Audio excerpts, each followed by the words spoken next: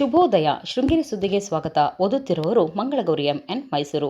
ಶ್ರೀ ಪರಾಭವನಾಮ ಸಂವತ್ಸರ, ಉತ್ತರಾಯಣ, ಗ್ರೀಷ್ಮ ಋತು, ಅಧಿಕ ಜ್ಯೇಷ್ಠ ಮಾಸ, ಶುಕ್ಲಪಕ್ಷ, ಏಕಾದಶಿ, ಹಸ್ತ ನಕ್ಷತ್ರ. ದಿನಾಂಕ 27/5/2026 ಬುಧವಾರ.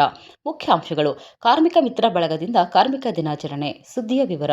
ಕಾರ್ಖಾನೆಯಲ್ಲಿ ದುಡಿಯುವ ಕಾರ್ಮಿಕರಿಂದ ಕೈಗಾರಿಕೆಗಳು ಬೆಳೆಯುತ್ತಿದೆ. ರಸ್ತೆ, ಸೇತುವೆ, ಶಾಲೆ, ಆಸ್ಪತ್ರೆ ಇತ್ಯಾದಿಗಳು ಕಾರ್ಮಿಕರ ಶ್ರಮದ ಫಲವಾಗಿದೆ ಎಂದು ಸಹಾಯಕ ಪೊಲೀಸ್ ಉಪನಿರೀಕ್ಷಕ ಮೋಹನ್ ರಾಜಣ್ಣ ತಿಳಿಸಿದರು.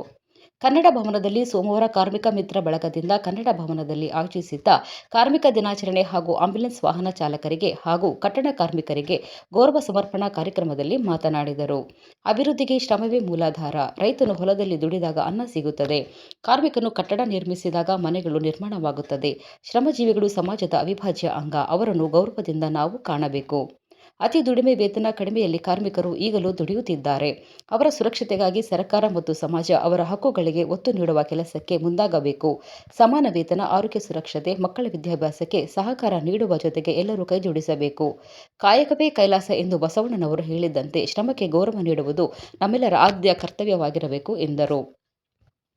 ತಾಲೂಕಿನ ಆಂಬ್ಯುಲೆನ್ಸ್ ಚಾಲಕರಿಗೆ ಹಾಗೂ ಕಟ್ಟಡ ಕಾರ್ಮಿಕರಾದ ಸುರೇಶ್, ದುರ್ಗೇಶ್, ವಸಂತಕುಮಾರ್, ಅರುಣ, ನಾಗೇಂದ್ರ ಶೆಟ್ಟಿ, ಅಶ್ವಿನ್, ಜೆ. ರಾಜೇಶ್ ಶೆಟ್ಟಿ, ಗಿರೀಶ್ ರವರನ್ನು ಶ್ರೀಮಠದ ಶ್ರೀಗಳ ಆಪ್ತ ಸಹಾಯಕ ಶಂನ ಕೃಷ್ಣಮೂರ್ತಿ ಗೌರವಿಸಿದರು. ಕಾರ್ಯಕ್ರಮವನ್ನು ಕಸಾಪ ಮಾಜಿ ಅಧ್ಯಕ್ಷೆ ಜಲಜಾ ರತ್ನಾಕರ ಹೆಗ್ಡೆ ಉದ್ಘಾಟಿಸಿದರು. ಡಾ. ಲಕ್ಷ್ಮೀನಾರಾಯಣ್ ಅವರು ಅಂಬೇಡ್ಕರ್ ಭಾವಚಿತ್ರಕ್ಕೆ ಪುಷ್ಪನಮನ ಸಲ್ಲಿಸಿದರು. ಕಾರ್ಮಿಕ ಮಿತ್ರ ಬಳಗದ ಅಧ್ಯಕ್ಷ ಶ್ರೀಕಾಂತ್ ಎಸ್. ಕೆ, ಮಾಜಿ ಅಧ್ಯಕ್ಷ ರಮೇಶ್ ಶೂನ್ಯ, ರಕ್ತದಾನಿ ಬಳಗದ ಮುಖ್ಯಸ್ಥ ಪ್ರಶಾಂತ್ ಪೂಜಾರಿ, ಪತ್ರಕರ್ತರ ಸಂಘದ ಅಧ್ಯಕ್ಷ ರಂಜಿತ್, ಕಸಾಪ ಅಧ್ಯಕ್ಷ ಆಗೊಂಬೆ ಗಣೇಶ್ ಹೆಗ್ಡೆ, ಸುಮಂಗಲಿ ಆನಂದಸ್ವಾಮಿ ಉಪಸ್ಥಿತರಿದ್ದರು. ಚುನಾವಣಾ ಆಯೋಗ ನಡೆಸುತ್ತಿರುವ ಮತದಾರರ ಪಟ್ಟ ಮ್ಯಾಪಿಂಗ್ನಲ್ಲಿ ಕ್ಷೇತ್ರದ 15,000 ಮತದಾರರನ್ನು ಕೈಬಿಟ್ಟಿರುವುದರಿಂದ ಕ್ಷೇತ್ರದ ಮತದಾರರು ಎಚ್ಚೆತ್ತುಕೊಳ್ಳಬೇಕು. ಇಲ್ಲವಾದಲ್ಲಿ ಬೇರೆ ರಾಜ್ಯದಲ್ಲಿ ಆಗಿರುವ ಪರಿಸ್ಥಿತಿ ನಮ್ಮಲ್ಲಿಯೂ ಉಂಟಾಗಲಿದೆ ಎಂದು ಮಲೆನಾಡು ಕರಾವಳಿ ಜನಪರ ಒಕ್ಕೂಟ ಸಂಚಾಲಕ ಅನಿಲ್ ಹೊಸಕೊಪ್ಪ ಆತಂಕ ವ್ಯಕ್ತಪಡಿಸಿದ್ದಾರೆ. ರಾಷ್ಟ್ರೀಯ ಹೆದ್ದಾರಿ 169ರ ತಾಲೂಕಿನ ಗಡಿಭಾಗ ಹೋನಗೋಡು ಬಳಿ ಮಂಗಳವಾರ ಬೆಳಗಿನ ಜಾವ ಅಪರಿಚಿತ ವಾಹನ ಡಿಕ್ಕಿಯಾಗಿ ದ್ವಿಚಕ್ರ ವಾಹನ ಚಲಾಯಿಸುತ್ತಿದ್ದ ಕಲ್ಕಟ್ಟೆಯ ಯುವಕ ಸಾವನ್ನಪ್ಪಿದ್ದಾರೆ.